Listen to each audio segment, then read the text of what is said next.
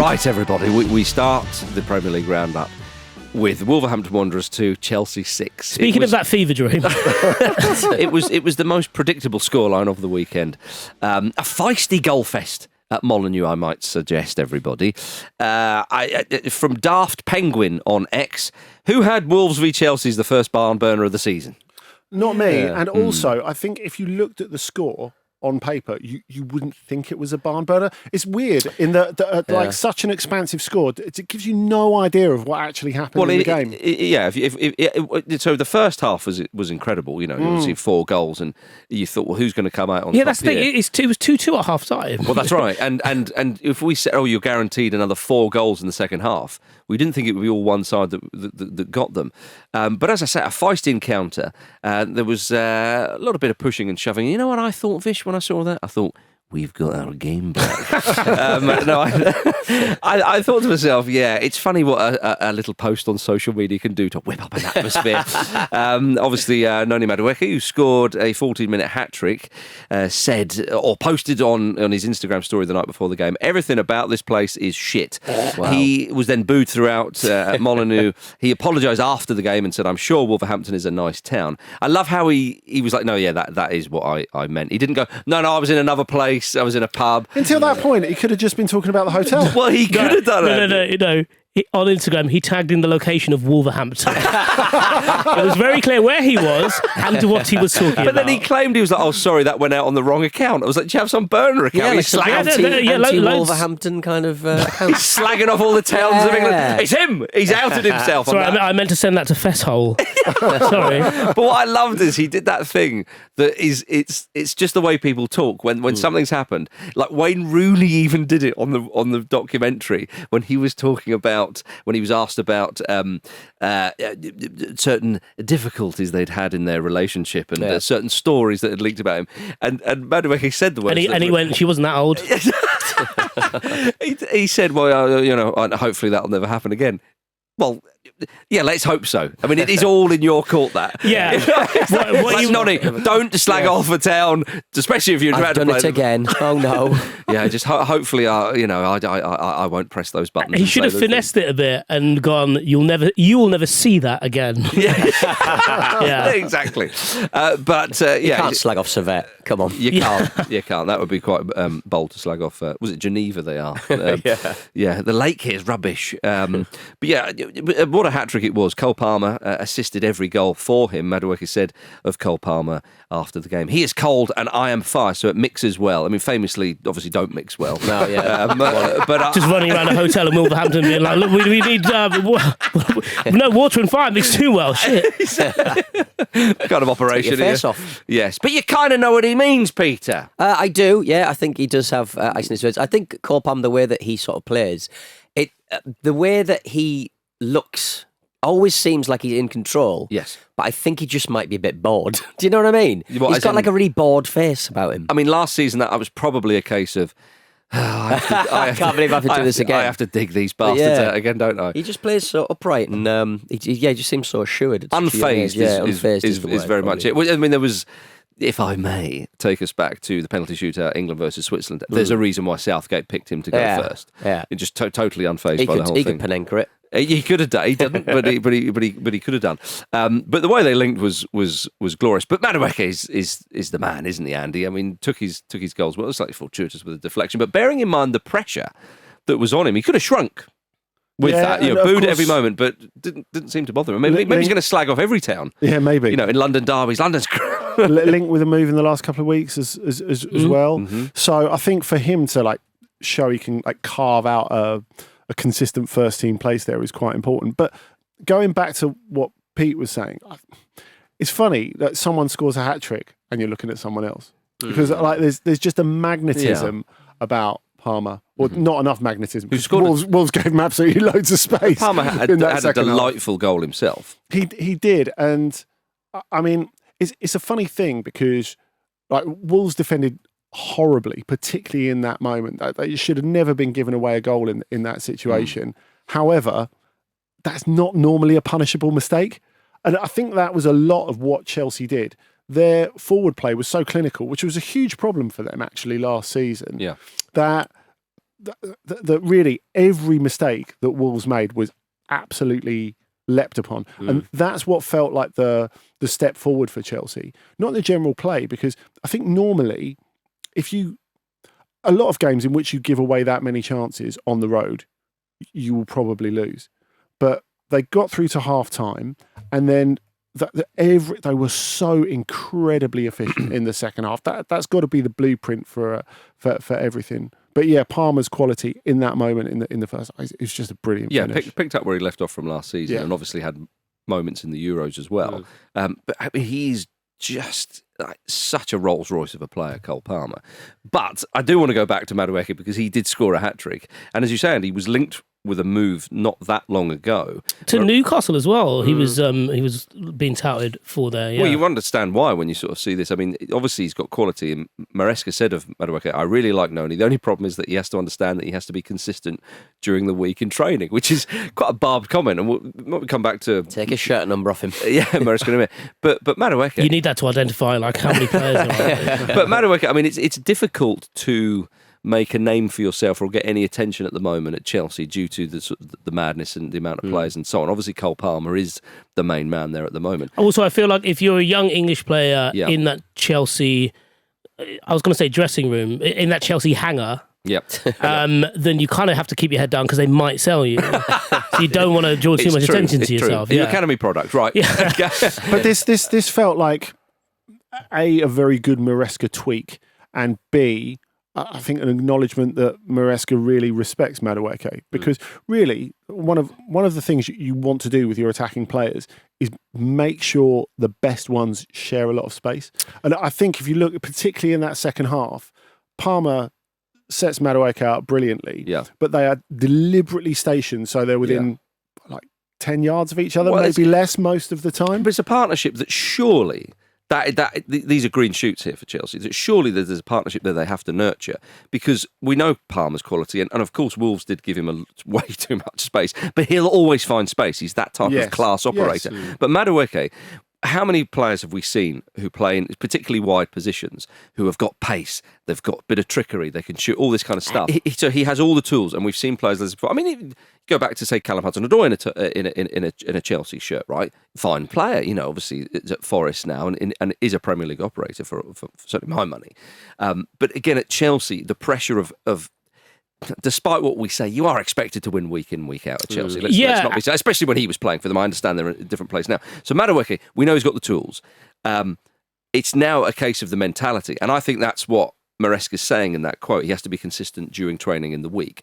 If they can basically say to him, look, pal, you can go to the very top of the game here, then they have a real player on their hands. And I think we saw flashes of that player last season. I think the only issue that I saw with Madueke last year, well, I suppose last season again, was it felt like he was snatching his opportunities. Yeah. And I don't even mean like goal scoring or like attacking opportunities. I mean quite literally like playing opportunities. And I think we had a big laugh about it on here, and obviously it went viral. But the penalty fight with Nicholas Jackson, that speaks to no shit, like I'm on the field and there's this opportunity to like do something and like get something on the board, so I'm gonna quite literally fight for it.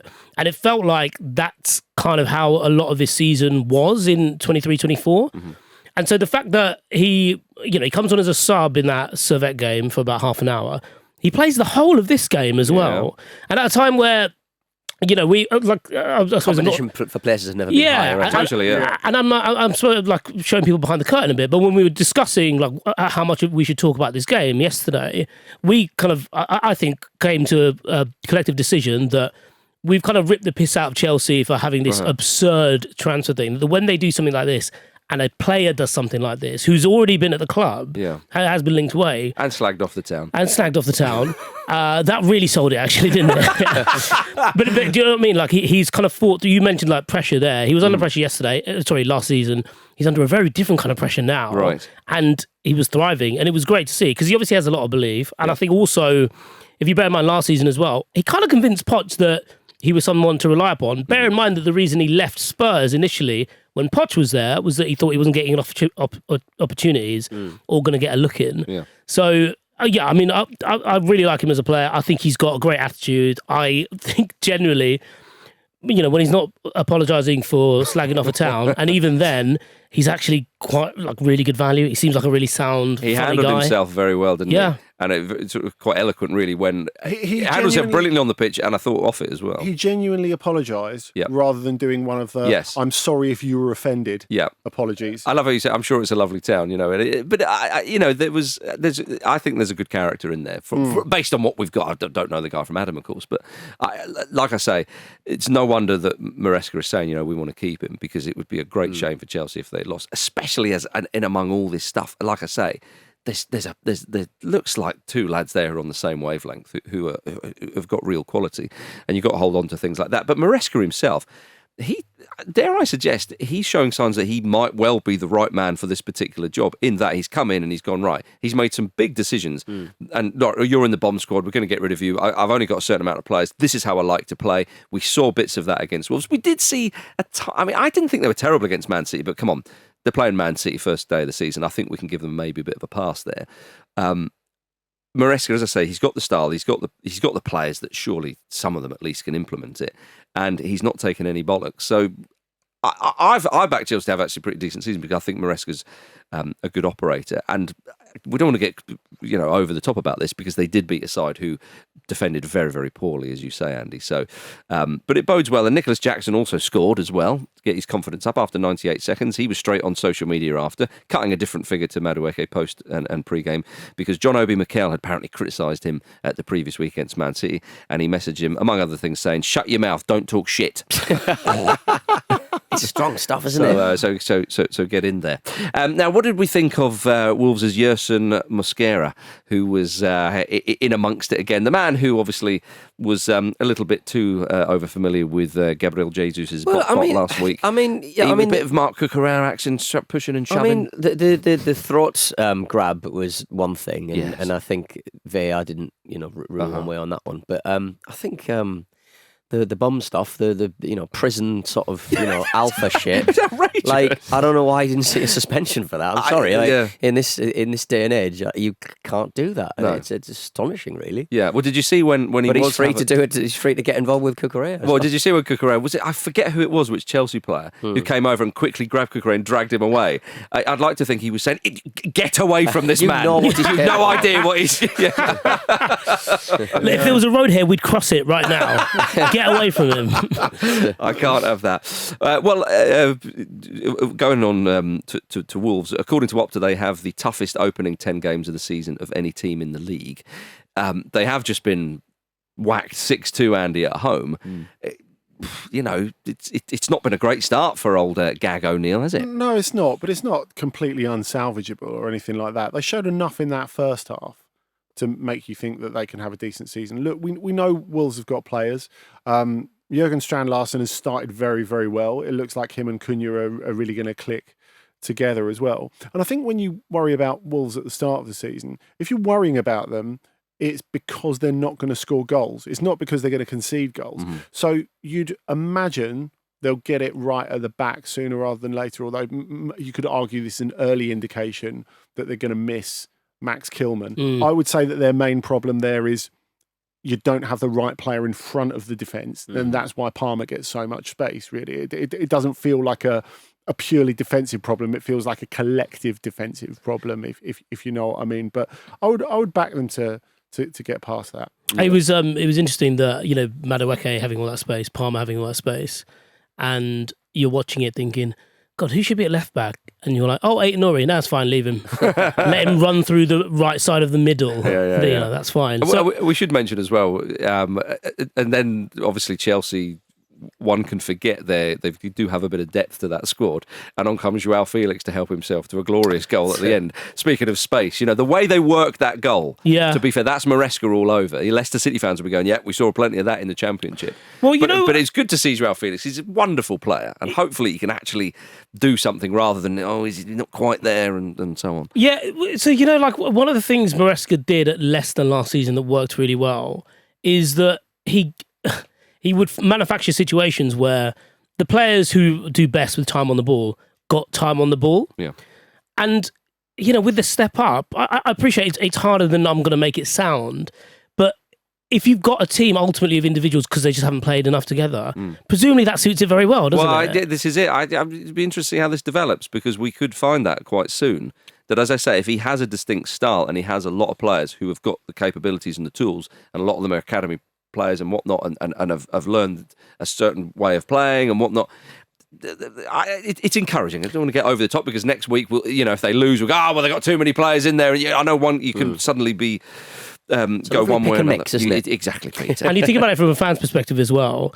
Obviously, there's a lot of chaos around the club. Obviously, there's a lot of there are some bad things going on in terms of the way they're treating people, full stop, let alone the fact that they're players on X amount of money, whatever.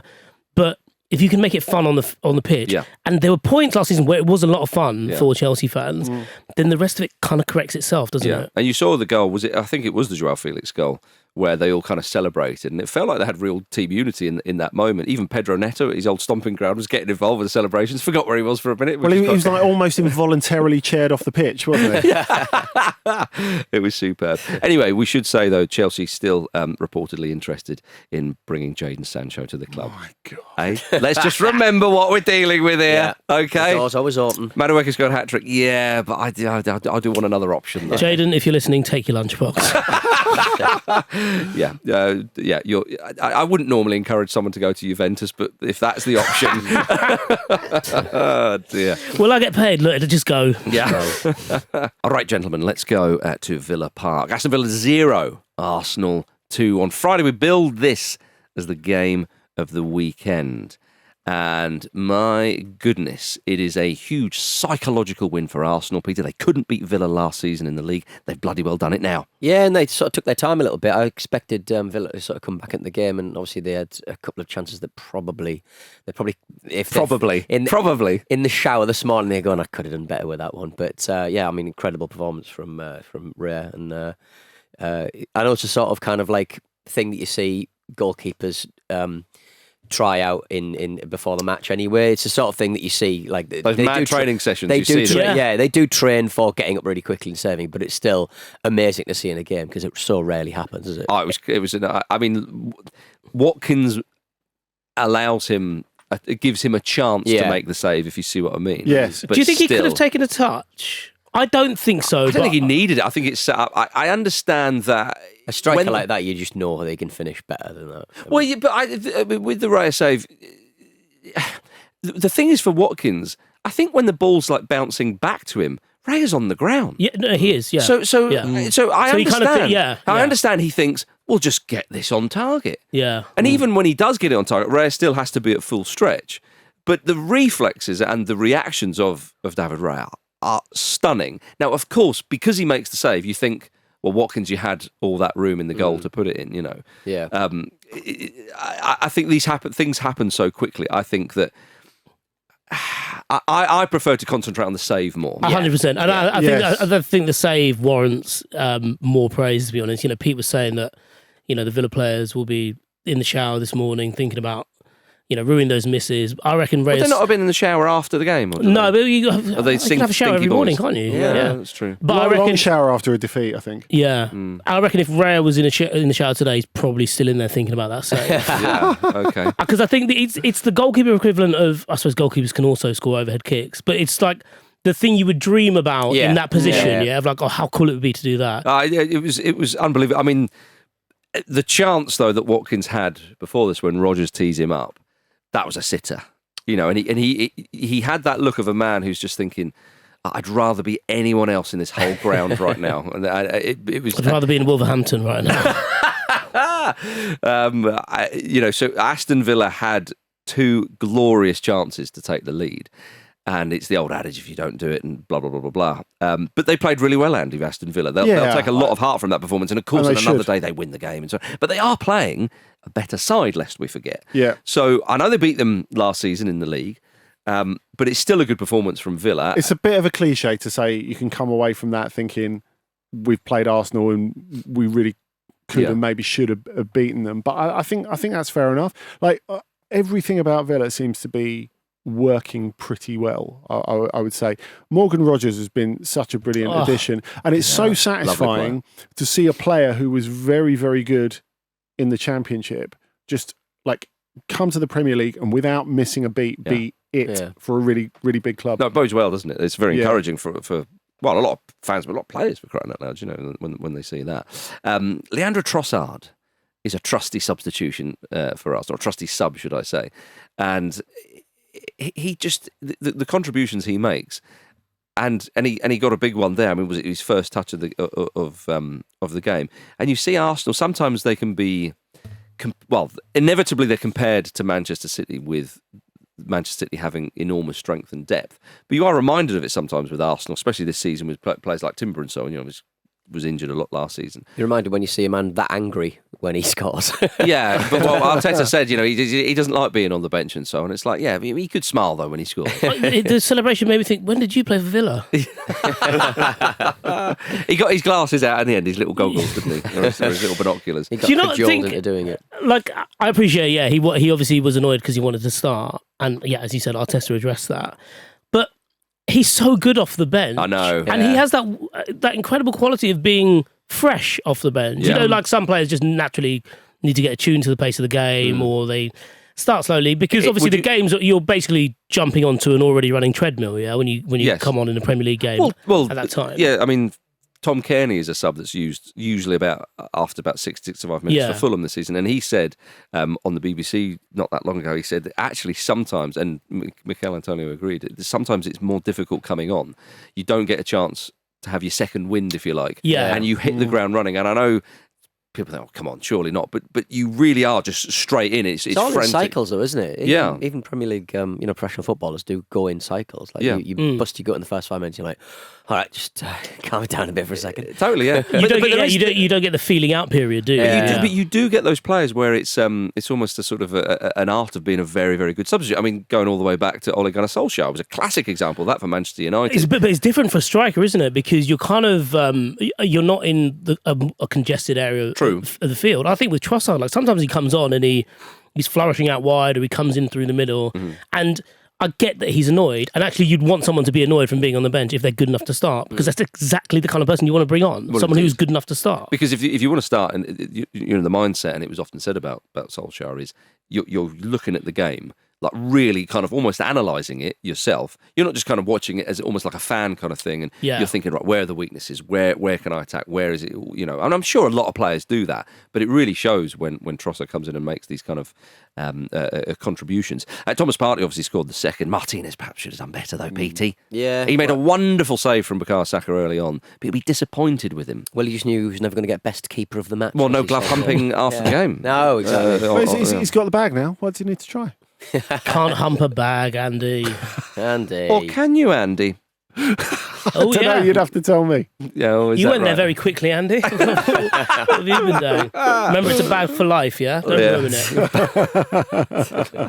it. Not just for a night, Andy, it's for life. Now, Arsenal, yes, they've got 3 points, big win for them. Apparently, they've completed the signing of Mikel Merino from Real Sociedad. Good signing, Andy. What do you reckon? Yeah, really good. And it was interesting seeing Imanol, the coach of Real Sociedad, talking about it after their game at the weekend. And he was sat there in the press conference going, it's a great thing for Real Sociedad because it shows that we're doing something incredibly right. I mean, they've developed him over a really long period. If you think, it's unusual to not quite cut the mustard at two fairly big clubs in Dortmund and Newcastle, and then get another shot a bit later on. Yeah.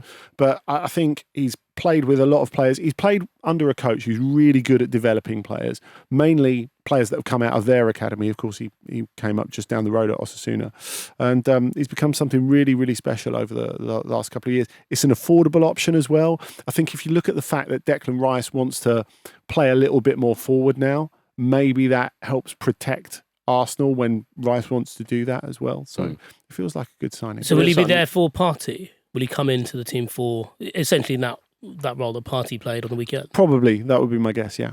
Okay. And of course played for Spain in the Euros. Yeah. Scored that header against Germany. Yeah, and did a lovely little dance around the corner. His dad's dance? Yeah. Yes, in the same stadium. Are they going to go for a striker before the window's out because Jesus is injured again? Oh dear. Arteta suggested that, I think, didn't he? He said we're a bit light. I think Ivan Toney's an option in here? I think a lot. Gonna... The problem is, like, when you've got such a good side, you're like no striker's going to want to come to you to sit on the bench. So it's kind of like if you're a really top striker, you want to play every match to. But is the other side of that, if you're a really top striker, you've got a massive ego and you think, I'll go there and force my way in the team. Yeah. Good point, actually. I don't have that winning mentality, Andy. No. But your immediate thing was if they went after a big striker, no, I probably won't play. I'm not any good. I probably won't back myself, actually. Yeah, true. Before we go to a break, everybody, a little mensch for Thomas Souček and Jared Bowen, the 2 goal scorers for West Ham against Crystal Palace. But what they did during their victory at Selhurst Park is helping, but potentially saving a ball boy, getting crushed under an advertising hoarding as it fell on him when the West Ham fans celebrated their opening goal. Because in among that, obviously Souček had scored, the emotions of that, he did his little spinny celebration and everyone's going crazy. Saw the ball boy and then immediately was like, right, out the way, everybody, and it was lovely to see. Yeah, we just wanted to give that a mention because I think it was very, very deserving. Good men, yes, very good doing men, good things. Absolutely right. And apparently the ball boy's fine; he's okay, but it could have been a nasty one. Yeah, Bowen said he gave him a shirt, which A was very sweet, but B also probably a Palace fan. Remember when he got crushed and I scored the winner? You're welcome. Oh dear. Right, coming up in the second half, we've got Welbs scoring against Man United, obviously. Angry Everton fans and Amanda Staveley's making moves. See you in a moment. It comes down, performances come down to the environment, and we've got a good culture here building at NAC, and I'm hoping that we can continue here, so yeah. Thanks a lot, and you speak good English. Cheers, appreciate it, man. Thank you very much. Welcome back to the Football Ramble, everybody. That was a Dutch reporter congratulating Matt Garbett on his English. New Zealander Matt Garbett on his English. And thanks to friend of the Ramble, Jacko, for sending us that clip. You can become a friend of the Ramble too by heading over to patreon.com/Football Ramble. You get access to the Discord. You can chat with us and other Ramble listeners and get ad-free episodes of the Ramble up front and on the continent. And a reminder that if you want to get in touch with your stories, questions for the mailbag or response to anything at all, then email us show@footballramble.com. That's show@footballramble.com. It's worth reminding people that Matt Garbett was also born in London, so yes, even closer to English. Every opportunity that man had to learn English, and he did very, very well, it would appear. Well done. Right, Duolingo gets results, doesn't it? That's right. Now then, Brighton 2, Manchester United 1. Would you like to explain yourself, Vish? So I covered the first test between England and Sri Lanka, and England won by 5 wickets. He's got a seagull on his head. He's got a seagull. The way you said that to Vish implied that he should have been marking João Pedro at the back post. Well, somebody. Yeah. So I you know what? I honestly, no, Vish. You've let your team down. No.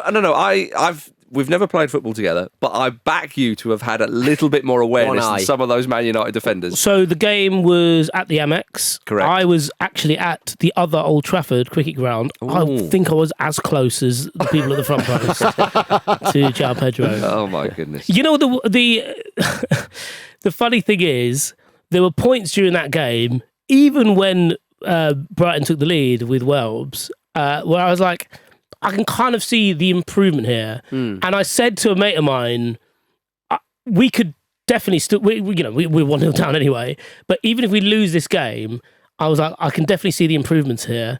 And then he said, oh, you should say that on the Ramble then. I was like, definitely not. Because he won't cut the mustard. And then when as the game went on, I suppose you saw those improvements because it was clear what United were trying to do, while at the same time, everyone was running offside for no reason. Ridiculous. It's a madhouse. There was that 3-on-1 where Diallo, who's obviously still finding his feet as a starter, plays the ball behind Rashford and then plays it late, so Rashford would have been offside anyway. Rashford is, I think he feels like he's playing on his own, which is a bit odd.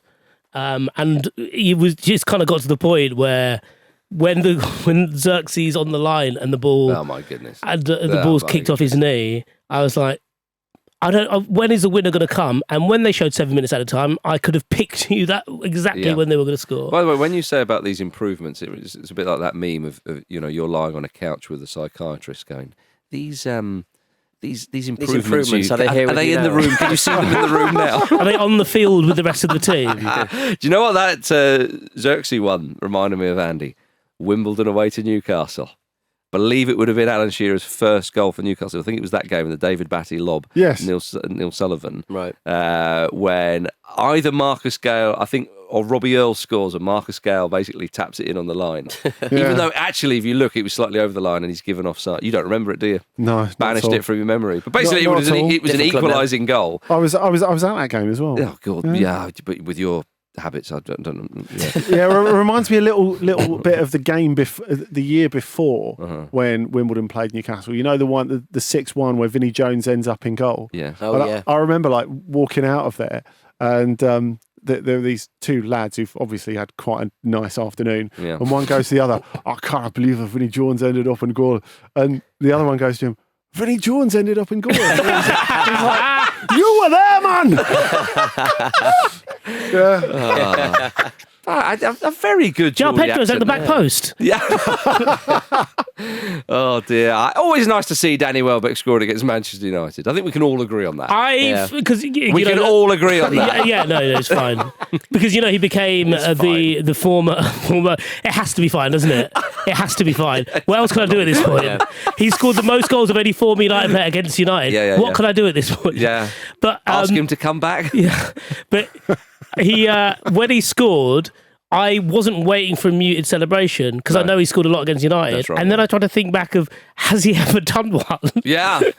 I did. Yeah, did he scored? He must have. He scored for Arsenal at Old Trafford, was it? Yeah, I feel like that was a thing, probably. Yeah, maybe. Yeah, 100 club career goals for old Wells. Yeah, that was nice. That was really nice. They don't like the Amex, do they, Manchester United? Where do they like? Well, but to be fair to Brighton, they were accommodating because they knocked a hole in their roof and there was water pouring through as well. Okay, yeah. Or is that just the Man United effect? Like everywhere they go, it just happened. I don't know. Leaky. So obviously, the two offside goals. I mean, the Xerxes when he scored. Should that be given as offside? I mean, is he really interfering with the play? Yeah, I mean, he is. I think it is offside. He puts it in, so it's so. But it's already going in. Yeah, but that's not the point. It's just really. It's not like he's holding off a defender or a goalkeeper can't dive. VAR doesn't reduce input. The last person who kicked the ball was him. So I'm just trying to help everyone. I'm just. I appreciate what you're doing, but actually, it's making it worse. Yeah. What about that fan who had a seagull head on their head? Okay, I love that. Behind I did actually, because not quite the Grim Reaper and David Moyes. But it doesn't need it. But it was very much. We're just going to shit on your head. Yes. And it's what seagulls do best. I know what you mean, yeah.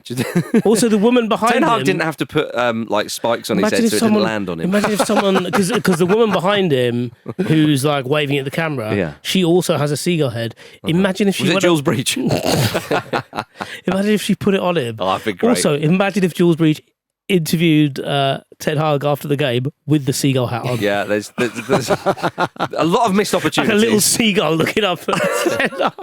You haven't got any chips, have you? Much like Man United, a lot of seagulls, a lot of missed opportunities. Yeah, it was when Ten Hag got his ice cream out and then the seagull quickly grabbed it off. Yeah. That was a real piss take. Yeah, that was silly. And trying to shoo it away. Yeah, exactly, yeah. Speaking of Ten Hag and silly things, Rio Ferdinand appeared to smell him live on TNT Sports. He said he smelled delicious, so it wasn't confirmed what fragrance he was wearing, but... well done him. I guess they were also under big umbrellas as well, and that's going to help with the in the damp hair, air to and stuff. keep the smell in. Yeah, it's going to really help. Yeah. Okay. Yeah, I mean, Ten Hag's very much cutting the same figure as he did last season.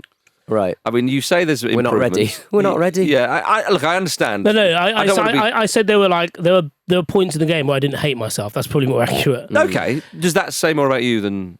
I think it does. Or perhaps what you were consuming? I mean, broadly, like you could understand, you could see what they were trying to do, but then at the same time, Brighton play at their best when you play with them. If that makes sense. Right. So if they're kind of like playing through you, and then you transition the other way, then that space opens up again. Like there were times at the back end of the last season where United were just like, let's just close down all space whatsoever, and maybe two of our players will hit them on the break. Yeah. And this was a bit more, quote unquote, fluid. Like there was a 10-minute window where Mason Mount was playing really well. Yeah. Bruno was dictating things until he was getting pushed off the ball and trying to kick people. Like, for me, it's a complete. It was seen in the Fulham game. They've just picked up where they left off last. They have. Yeah. And I think considering that Brighton have had a new coach and a decent amount of player turnover. He's really young, the coach, Andy. Have you noticed that? Is that right? I heard he was only 9 when James Milner made his Premier League debut. I don't know if that's been mentioned anywhere else. Andy, the mind boggles. I'd heard he was only there in Brighton with his mates for Pride.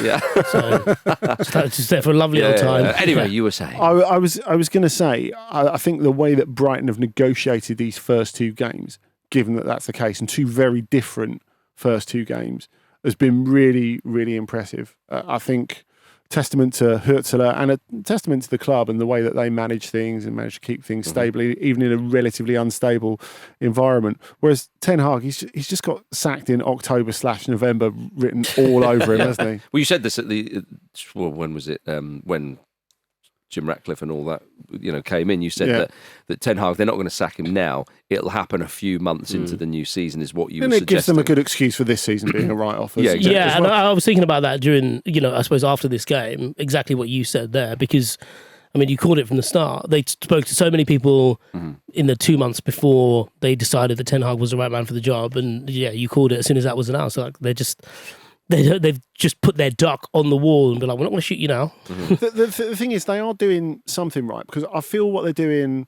in terms of the transfer market is actually pretty good. Getting rid of Scott McTominay. Well, I think they're getting decent money for him and they're keeping a good interest in him, just as they did with Facundo Pellistri as well. And that they've been, if you think the way that they've been bringing the prices down, staring out clubs like Bayern, for example, the price that they got De Ligt from was way less than Bayern originally wanted for him. They're going to manage to do the same thing with Manuel Ugarte later this week, I think. I'm sure he'll sign before Friday. So they're getting some stuff right, but on the field's going to take time, isn't it? Yeah. There's so little money in the market, though. You think that more clubs should be doing that, really? Sort of just to get rid of the wages. Exactly. And I suppose those are independent things, building the squad and the manager, because Idiots have kind of taken over that side.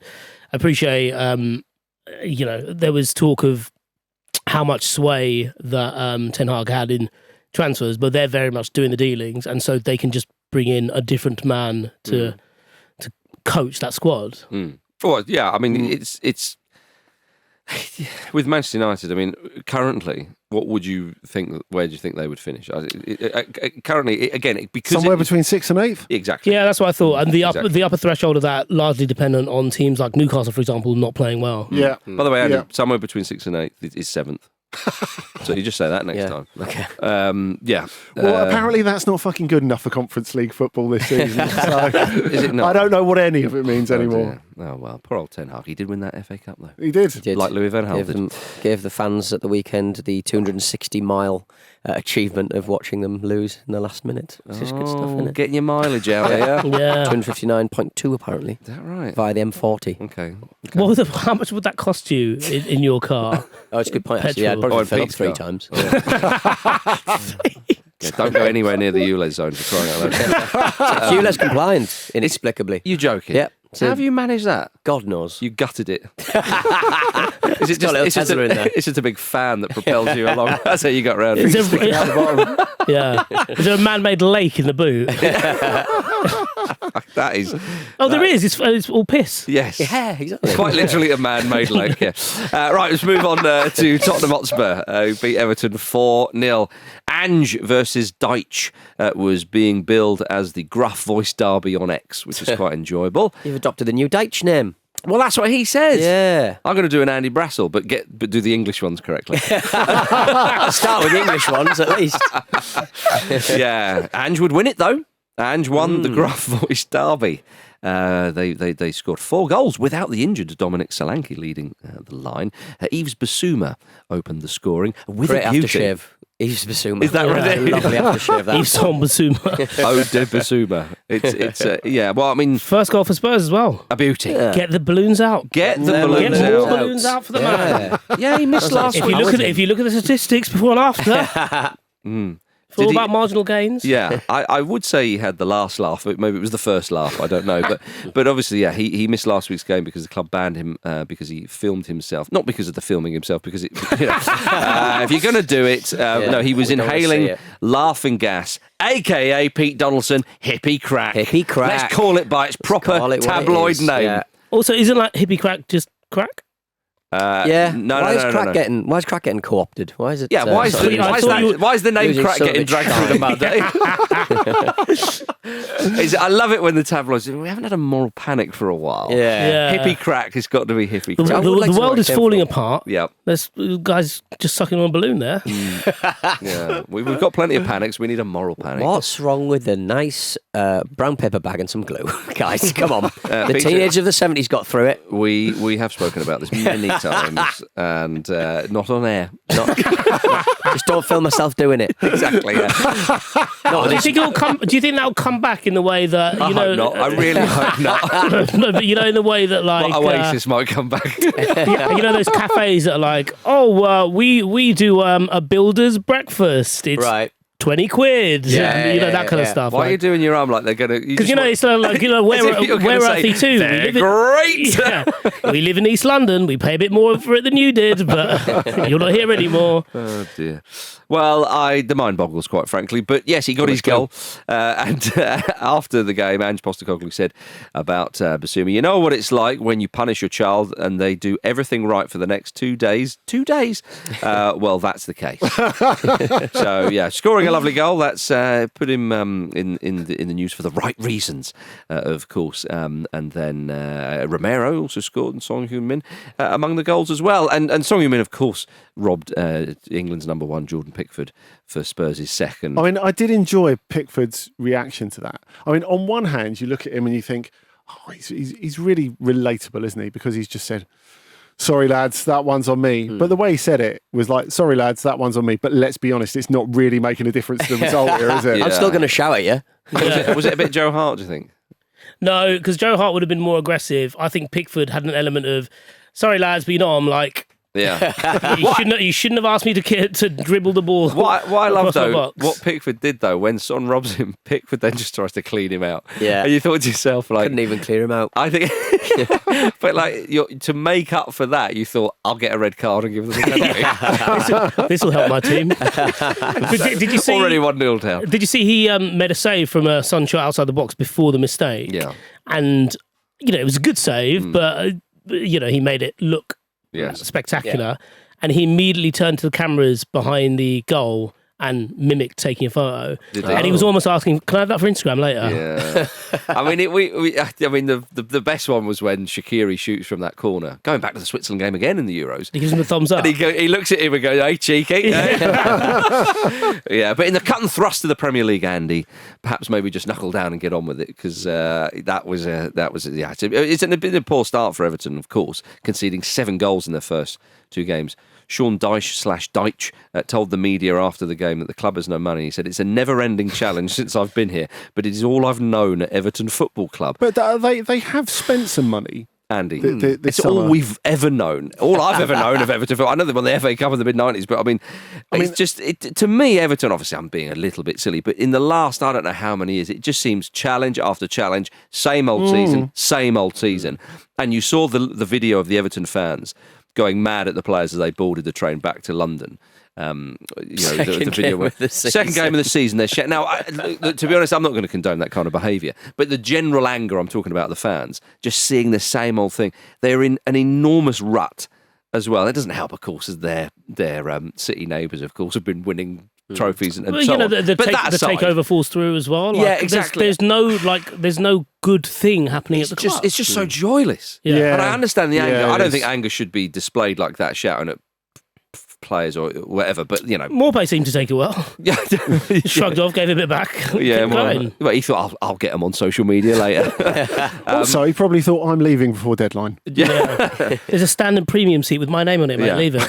but Andy, I don't think we expected an enormous amount from Everton this season. I expected better than this. But definitely. But it's such a crap start. But I think it's important to say they were actually quite good last season. I think the points deduction took a lot of the gloss away from actually how structured and well, Dyche's got them coherent playing a bit, you've got to say. I mean, it's a fair point to bring up, of course. They've lost Amadou Onana, and that has partly enabled some of the investment they've made. But, they've brought some good players in. They're better on the pitch globally, on paper, than they were last season. Yeah. Even with Onana going? Yeah, I think so, still. I think there's plenty of promise there. It will take time, but they've looked incredibly underdone in these first couple of matches. Now, part of that is it's the Goodison thing, really, isn't it? Because if you think about it, that was such an impediment to them doing better last season. How many games did they dominate at home, not put their chances away, and end up losing them? Because they lose that game to Brighton on the first day, and obviously, but they had chances. Brighton are pretty good, but they did have chances. It was just like Fulham at the beginning of last season. It was exactly like that. So it's this sort of mental block that's lingered over from last season, and obviously there must be some degree of pressure to give Goodison a good send off because it's their final season there, and it's we know they're going to what looks like an absolutely beautiful new stadium, but it's a beloved place that they've played at for a really long time, and it means something. Surely this is not the season where they actually get relegated. I mean, that would be so. God. Honestly, it's the only thing left really to make it more miserable. It can't be, but I think so many of those things, as Vish was saying, are lingering from last season. Like the general feeling that I've seen from Everton fans online towards Dominic Calvert-Lewin, for example. I think there's been understanding for him while he's gone through a lot of injury stuff. And now a lot of fans, particularly online, at the point where it's like, come on, man, like put in a shift. Yeah. There's a feeling, and I guess it's a feeling when a player's in the last year of his contract. Yes. That not only is he looking at the exit door, but he's looking at mugging my club off by going for nothing. And that is what fans feel. We're all accountants to a certain degree now, aren't we? I know what you mean, yeah. Well, yeah, it's looking pretty bleak. Quick mention for Spurs, Vish. 4-0, it's a good win, though. I mean, I know Everton weren't great, but you've still got to take a team. Yeah, they even amid like Everton's duress, I suppose, like there was this sense that Spurs still weren't quite as ruthless as they could be when it was 2-0. Like really, like proper kill the game off, send a statement. And I suppose in the end they did because Mickey van der Ven decided to do an impression of Jonah Lomu. Just barreling through a million miles an hour. That was incredible. Like I appreciate like he wasn't really impeded until he's within 20 yards of the goal. But I also kind of understand, like, I probably don't want to get in the way of that. Yeah. Like, we're already losing. It's like young Eric Aberdell. Yeah. That's exactly what I thought. But I know what you mean about being clinical. I mean, obviously against Leicester on the opening day. Or the opening day, the opening weekend. They should have won that game. Yeah, and I suppose that's this was, to a degree, so easy that they should probably still focus on what they didn't do at Leicester, if that makes sense, to move forward. But it's been a pretty positive start for Spurs in the grand scheme of things. It could get even more positive for Tottenham Hotspur, depending on your thoughts on this, because Amanda Staveley reportedly wants to buy a stake in Tottenham and is apparently backed by serious money from the Middle East. Peter, we know she's not bluffing. Well, yes, I mean, she's done it before. I imagine this will be slightly easier than what she had to face with Mike Ashley and co. Under Newcastle's tenure. Nobody will be vomiting during the negotiations. Exactly, yeah, it does make it quite difficult to keep the focus. PDFs only, please. Not. it will stain. Why has he tucked his tie into his... Oh. Right. He's off again. I'm just picturing the jealous girlfriend meme. Right. Amanda Staveley's in the middle and she's just calling Spurs my angels. Like Newcastle, they went, well, what's she doing? Yeah. That is odd how she calls everybody angel, isn't it? Yeah. I mean, is she going to call Richarlison that? Maybe. Why? Yeah. What's wrong with that? Yeah, what's wrong? Why not? You're saying he's not an angel? He's quite a prickly gentleman, isn't he? Oh, okay. But he's quite nice. So you're saying every footballer at Newcastle United is not that? There's got to be at least one of them. How many of those players at Newcastle have given away Neymar's personal number on Twitch? That's funny though. That is funny. Why don't we have it? We should call him now. Yeah. Give him a ring. Get involved. Do you not sad to see her go? I mean, she's the things she's done for your team. Yes, the things she's done to our team is the word you would use. Well, okay. So she did say that it's very sad, and she said with regards to selling her share, I didn't want to get in Newcastle's way. It's got to be about what's best for Newcastle. It's very painful. Yeah. Pete, are you and I having the same thought of her walking out of Jesmond Dean House with My Heart Will Go On playing? Yeah. Or walking down Madison as she strolls down the hill. Do you not? She just wasn't what's best for you, Pete. Yeah. She's just trying to get out the way. If you love something, let it go. Having got in the way so much. For a reasonable price. If you love something, let it go for more than you bought it for. That's what the used car dealers say. That's their motto, isn't it? Yeah. Well, I'm losing money on this. You really. Well, don't sell it to me then, you fool. Just don't want to get in the way of this Jag. You only have to fill it up 3 times on the way to Brighton. Thank you for watching a clip from the Football Ramble podcast. Don't forget to like this video and subscribe to the channel so you don't miss an upload. A single upload. Don't miss out on the uploads. The uploads are important.